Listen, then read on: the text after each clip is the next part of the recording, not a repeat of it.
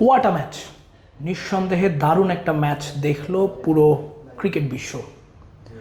159 রানের টার্গেট, সেটা England chess করলো 3 বল বাকি রাখতে। অথচ এমন একটা পরিস্থিতি তৈরি হয়েছিল যে মনেই হচ্ছিল যে হয়তোবা ইংল্যান্ড ম্যাচটা হেরে যাবে। কেউ বিশ্বাসই করেন। আমি ক্রিকইনফোতে উইন প্রেডিক্টর দেখছিলাম, সেখানে বলা হচ্ছিল 90% ইংল্যান্ডের হেরে যাওয়ার সম্ভাবনা। কমেন্টেটররা বলছিলেন 80% হেরে যাওয়ার সম্ভাবনা। সেখান থেকে ম্যাচটা বের করে আনলেন উইল জ্যাকস এবং রেহান আহমেদ।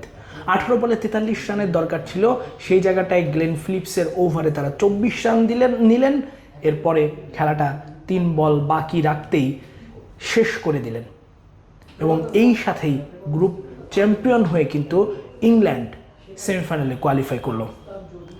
নিউজিল্যান্ড হেরে যাওয়ায় এখনও তাদের আশা শেষ হয়ে যায়নি, তাদের হাতে এখনও সুযোগ রয়েছে যে তারা কোয়ালিফাই করবে। কিন্তু যে ব্যাপারটা, যে গুরুত্বপূর্ণ যে ব্যাপারটা, এমন একটা ম্যাচ নিশ্চয়ই দেখে পাকিস্তানিরা অনেক বেশি খুশি হয়েছেন।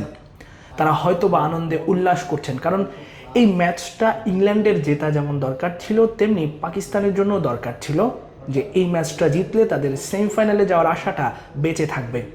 সেই আশাটা বেঁচে থাকলো, কিন্তু পথটা মোটেও যে কঠিন নয় তা বলতেই হয়। কারণ পাকিস্তানের আরেকটা ম্যাচ রয়েছে শ্রীলঙ্কার বিপক্ষে 28 তারিখ পাল্লিকেলে আন্তর্জাতিক ক্রিকেট স্টেডিয়ামে।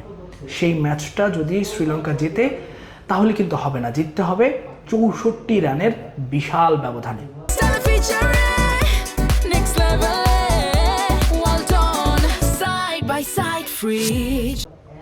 এবং যদি আগে শ্রীলঙ্কা ব্যাটিং করে, সেক্ষেত্রে শ্রীলঙ্কা যে রানটা দেবে সেই রানটা তাদের চেস করতে হবে 13.1 ওভারে। কারণ এখানে রান রেটের একটা ব্যাপার রয়েছে। ইংল্যান্ড যেহেতু 3 ম্যাচের 3টিতেই 6 পয়েন্ট নিয়ে টেবিলের সবার উপরে রয়েছে এবং তাদের রান রেট 1.096।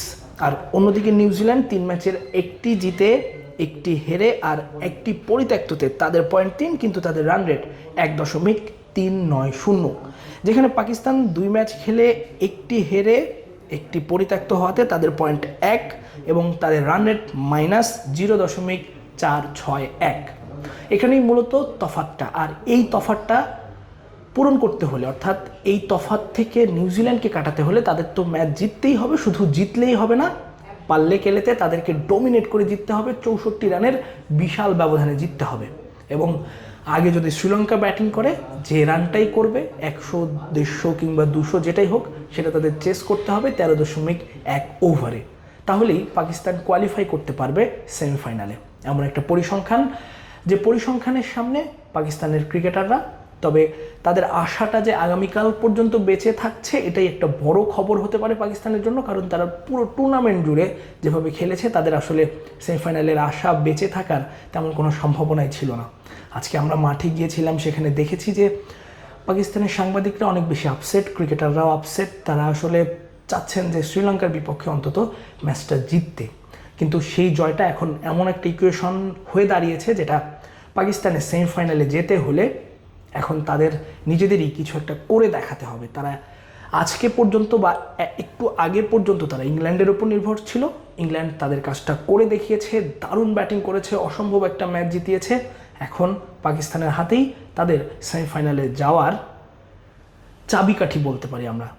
এখন দেখার বিষয় যে পাকিস্তান আসলে কেমন করে, কারণ শ্রীলঙ্কাও নিশ্চয়ই তাদের ছেড়ে কথা বলবে না। কারণ সুপার 8-এ শ্রীলঙ্কা চায় একটা জয়, আর পাল্লেকেলে আন্তর্জাতিক ক্রিকেট স্টেডিয়ামে শ্রীলঙ্কাকে হারানো খুব বেশি সহজ হবে না পাকিস্তানের জন্য। ক্যান্ডি থেকে তাসফিক পলক, ক্রিক ফ্রেন্জি।